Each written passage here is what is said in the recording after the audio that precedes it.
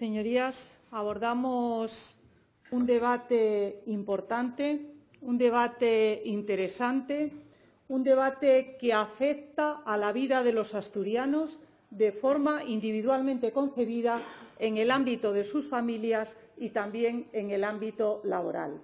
Hablamos de un debate que cambia la sociedad asturiana y cuando estos cambios totales se quieren producir, uno debe contar con el apoyo muy mayoritario de esa sociedad a la que pretende y dice representar. Se hacía referencia por parte de la portavoz de Izquierda Unida acerca del itinerario que nuestro Estatuto de Autonomía había ido teniendo a lo largo de los últimos años. Se aprueba en el año 81, se hace, y algunos de los presentes y ausentes lo recordarán, se hace un grandísimo esfuerzo de acuerdo y de consenso para que todos los asturianos se sintiesen representados en el Estatuto de Autonomía de Asturias, es decir, en nuestra Constitución asturiana, en nuestro documento institucional de referencia. ¿Por qué?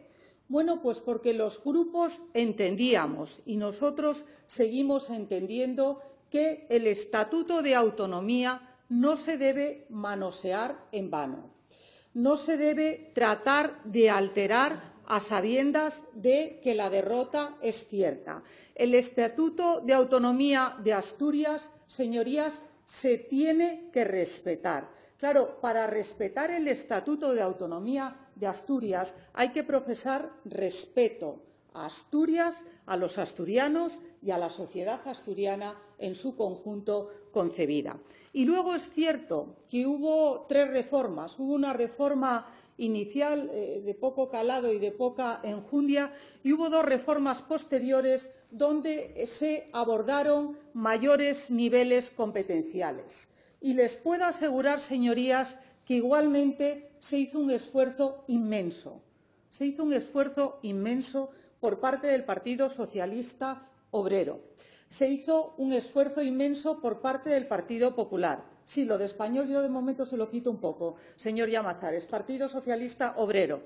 Se hizo un esfuerzo inmenso por parte de Izquierda Unida, que he de decir, en orden a la verdad y a la coherencia, que mantiene idéntico e invariable discurso desde los momentos iniciales en el ámbito estatutario. Y desde la más absoluta discrepancia tengo que reconocer la coherencia en la defensa de las ideas y de la reforma del Estatuto de Autonomía de Asturias, concibiendo una cooficialidad con la que, desde luego, nosotros no compartimos. Pero hay otros que dieron bandazos, hay otros que dieron bandazos, hay otros que se establecen en una extraña equidistancia. Y yo creo que a temas tan importantes como este ni le convienen los bandazos, ni le conviene la equidistancia. ¿Por qué digo esto? Bueno, porque este debate altera la vida de la gente. Este debate altera la vida de la gente. Y claro, cuando se establece que reformar el Estatuto de Autonomía para establecer una cooficialidad es una cooficialidad amable, pues yo digo que eso es un juego de palabras de la izquierda, pero que no existe en el ámbito jurídico y no existe en el ámbito lingüístico. Cuando una cooficialidad, señorías, se establece, se despliega un haz de derechos y de obligaciones que a todos nos invade, que a todos se nos aplica y que a todos se nos puede exigir.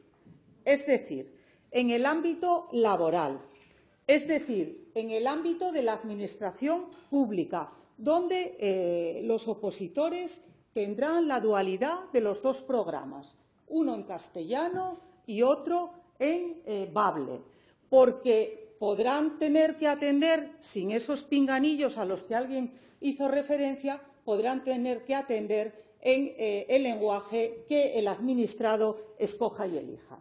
Claro, y los chavales en la universidad tendrán también que poder asistir alguna clase que se imparta en bable asturiano. Y luego se va a exigir la rotulación de los comercios y de los establecimientos comerciales. Y también se va a seguir avanzando, porque esto es voracidad. Se va a seguir avanzando y, efectivamente, ya no hay marcha atrás. Alguien dijo, esto tiene un coste económico. Para mí no es lo más importante. También se lo digo, porque hay un coste que es el más importante de todos y que es incuantificable, que es el coste de la libertad. Que es el coste de la libertad. El coste de 50 millones, 80 millones que puede costar establecer en Asturias de forma obligatoria esa cooficialidad es relevante, pero desde luego para mí, desde luego para nosotros, para los populares, para la inmensa mayoría de los asturianos, lo más grave es la imposición, lo más grave es la obligatoriedad, lo más grave es que se imponga una forma de hablar, una forma de hacer y una forma de actuar que no comparte la inmensa mayoría de los asturianos. Y aquí, claro, se han dicho también una serie de cosas que hizo alguna alusión el portavoz de Ciudadanos de forma muy certera. Aquí hay una ley que promueve y protege el uso del bable. Y por si sus señorías andan un poco escasos de memoria, que puede ser que algunos sí, esa ley no entró en vigor consecuencia del impulso político del Gobierno socialista de turno. No, esa ley la impulsó un gobierno del Partido Popular en Asturias. Y es verdad lo que decían, hubo gobiernos donde se produjo la coalición o la cohabitación con Izquierda Unida. Iban a las manifestaciones, pero se sentaban en el Consejo de Gobierno y, que yo sepa, nunca hubo una ruptura gubernamental por aplicar la cooficialidad o no aplicarla. Nadie tuvimos noticias. No sé si por aquello del secreto de las deliberaciones se produjeron estos debates y no trascendieron a la opinión pública. Tengo que decirles también, cuando se utilizan estadísticas, señorías, que la estadística conviene utilizarla no a lo tezanos, conviene utilizarla con rigor, conviene utilizarla con veracidad y conviene utilizarla diciendo las cosas como suceden y como pasan. Claro, cuando se afirma que el 50% de los escolares asturianos de primaria optan por la lengua asturiana, se está diciendo la verdad. Se está diciendo la verdad. Punto y seguido. Solamente tienen dos opciones: la lengua asturiana y la historia de Asturias. El 50% elige la lengua y el 50% elige cultura asturiana. Por tanto, vamos, si de eso alguien saca la conclusión y deriva que es que hay un apoyo mayoritario tanto en los escolares como en las familias, yo lo que les digo es que hay una oferta raquítica donde, por algunos miedos que yo no tengo pero que otros deben tener, no se da a elegir 4 opciones donde seguramente los porcentajes serían muy distintos y muy otros. Porque, claro, es que cuando bajamos de primaria o subimos de primaria a secundaria, nos encontramos con que en primero de la ESO, en segundo de la ESO y en tercero de la ESO, solamente el 14% optan por la cultura asturiana. Y si nos vamos al bachillerato, porque hay muchas más opciones ya para elegir, si nos vamos al bachillerato es el 3,5%. Claro, si de esto los que no practican la estadística tezanos pretenden hacernos ver a los demás que hay un apoyo mayoritario, una demanda que nos invade imparable y que no hay que buscar ninguna razón de ningún tipo extraña ni estrafalaria, porque todo lo que se dice y se ampara en esas estadísticas es así, yo tengo que decir con educación pero con rigor que están manipulando la realidad y que están faltando a la verdad. Y tengo que decirles alguna cosa más también. Tengo que decirles que establecer un bable obligatorio es cercenar el derecho de la libertad de los asturianos, donde les voy a decir una cosa, y la prueba la tenemos hoy aquí. Quienes han hablado en bable no les salió del corazón, pero tampoco les salió de la garganta. Lo tuvieron que leer. Lo tuvieron que leer, señorías. Lo tuvieron que leer. Y algunos de forma un poco a trompicones, si ustedes me permiten la expresión natural y coloquial. ¿Por qué? Porque sus señorías no hablan así, que todos coincidimos en los pasillos, que hablamos de las ponencias, de los diversos trabajos parlamentarios, que todo es un pose, que se trata de un lenguaje construido de forma artificial y por eso ustedes, señorías, lo tienen que leer porque ni les sale de dentro, ni se manejan con soltura, ni es el idioma que hablamos los que, por cierto, hablamos bastante asturiano, pero el asturiano que hablamos con nuestros padres, con nuestros hermanos, con nuestra familia y en nuestros lugares de trabajo, con toda naturalidad, pero sin trabucanos en palabras que inventaron unos pocos. Algunas ni siquiera están bien inventadas, las que hoy se utilizaron aquí. Ni siquiera están bien inventadas, ni siquiera están bien pronunciadas, ni siquiera están bien dichas, ni siquiera. Y yo, como el resto de sus señorías, que en nuestro grupo parlamentario hay diputados del Oriente, hay diputados del Occidente y hay diputados del Centro, me dicen lo siguiente, es que hay palabras que les decimos todos distinto. Ay, amigo, y ahí aparece el bable normalizado, el que hace tiempo nos ponían en los aviones al aterrizar, el bable normalizado. Y, claro, yo ante esa situación tan artificial, ante esa situación tan malamente cuantificada, ante esa demanda social que la habrá, yo no digo que no, yo no digo que no la haya, lo que digo, afirmo, es que no es mayoritaria en Asturias, pero de ningunísima manera. La prueba es que me dicen que no quieren un referéndum. Bueno, cuando uno está tan seguro de todo, primero, hace aquí discursos a lo grande. Cuando uno defiende ideas grandes, hace aquí discursos a lo grande. No hace discursos miserables que supongan descalificaciones personales, que supongan insultos y que suponga cercenar el libre uso de la libertad. El señor Llamazares dice no. El señor Llamazares dice no. Y como me gusta ser bastante precisa, yo no adolezco de civismo, señor Llamazares, porque el civismo es el comportamiento que tiene una persona que cumple con sus deberes ciudadanos. Y le puedo asegurar que sin tener chalenga a pagar, esta que le habla cumple con todos sus deberes ciudadanos, con todos, con todos, con todos. Sin tener ninguna sociedad instrumental, esta que les habla paga el IRPF como Dios manda y cumple sus deberes ciudadanos. Y, por tanto, quien haya dicho que esta señora adolece de civismo, deliberadamente ha querido engañar, ha querido herir y ha querido molestar. Ha querido hacer todo eso. Ha querido hacer todo eso, seguramente, quien tiene una clase superior muy a la mía, muy superior a la mía, muy superior a la mía, muy superior, muy superior. Pero todo eso lo hizo porque quiere dañar. Y les voy a contar una confidencia. Llevo, como muchos dicen, demasiados años en política. Bastantes años en política, bastantes años en política. Y les puedo asegurar que la campaña que sufrí y que estoy sufriendo de amenazas,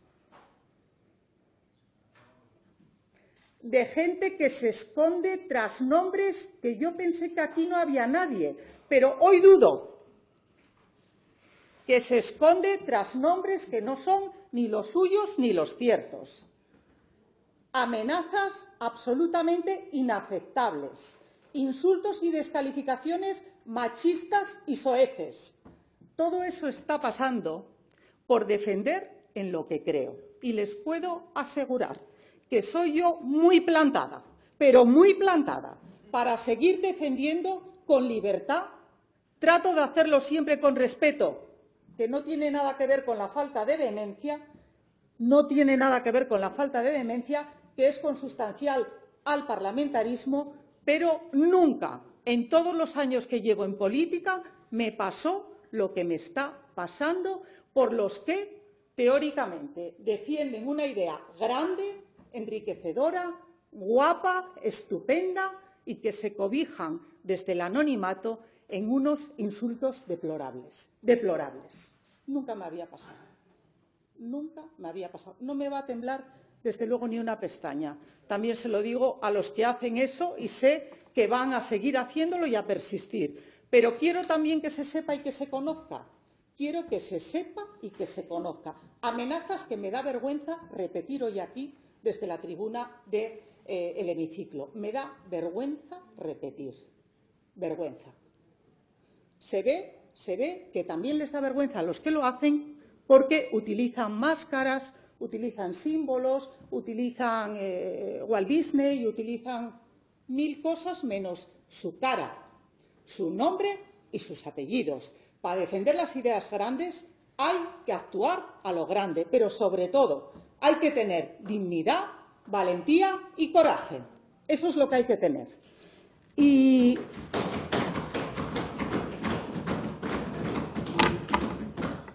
voy finalizando. Hemos hecho campañas divulgativas. Prosiga, señora Fernández. Silencio en la sala. Hemos hecho campañas divulgativas. Las vamos a seguir haciendo en uso de nuestra libertad. Porque creemos que estamos defendiendo con claridad a la inmensa mayoría de los asturianos. Lo estamos haciendo y lo vamos a seguir haciendo, porque es una reforma que no interpreta el sentir general de los asturianos. Y les voy a decir más. Claro que cuando vamos los miércoles en furgoneta, creo que somos el único grupo parlamentario que de forma reiterada y sistemática sale todos los miércoles con una furgoneta, con unos imanes del PP, porque no tenemos más que para alquilar una furgoneta y recorremos todos los rincones de Asturias.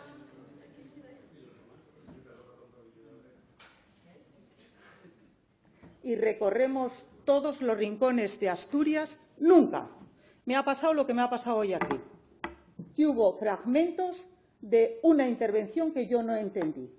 En ningún pueblo, en ninguna parroquia rural, en ningún núcleo rural hemos dejado ni de hablar con la gente, ni de hacer nuestras sus propuestas, hablándonos con naturalidad y con normalidad, como hacemos la inmensa mayoría de los asturianos, que ni necesitamos leer los papeles, porque hablamos de corrido, hablamos suelto, hablamos como hablamos con los nuestros, en casa, en el trabajo y con los amigos, con toda naturalidad.